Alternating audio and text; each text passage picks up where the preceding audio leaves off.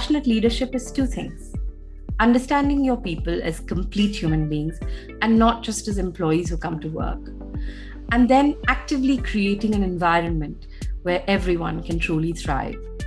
Compassionate leadership, therefore, comes from deep empathy, frequent and open communication, clarity in the vision around the organization culture you want to create, and then aligned, purpose-driven action towards the organizational goals.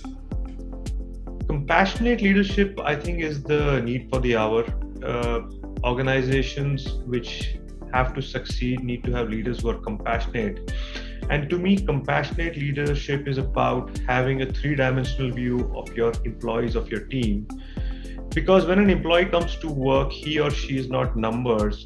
They have a lot of different things going on in them, the personal constraints, their goals and objectives, their career path, etc., etc. So for me, compassionate leadership would mean how I can blend their personal constraints, their career path, their goals and objectives into my organization's goals, objectives, and blend this all to ensure successful deliverables for my employees, for my team, and successful deliverables for my organization.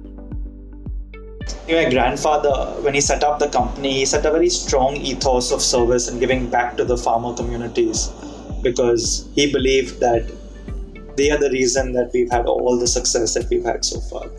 This ethos or this culture has actually anchored my thinking and my leadership journey so far. Well, at least till COVID hit.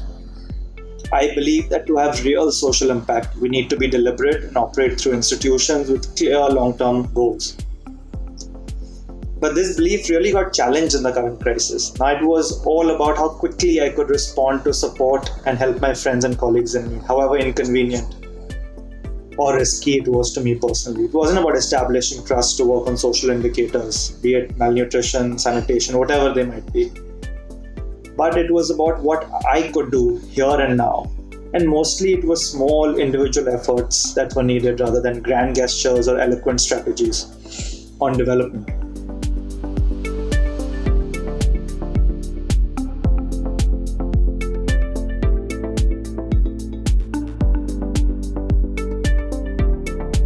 I think the true outcome of compassionate leadership is a born-from culture like a well-run sports team.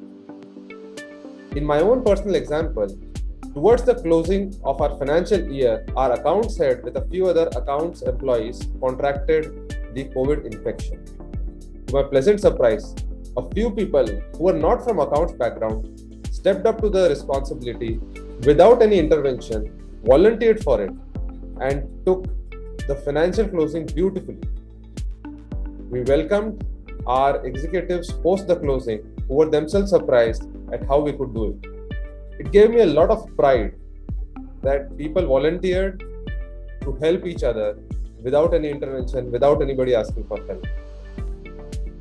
Last year, I saw multiple instances where not just leaders, but people at every level demonstrated compassion.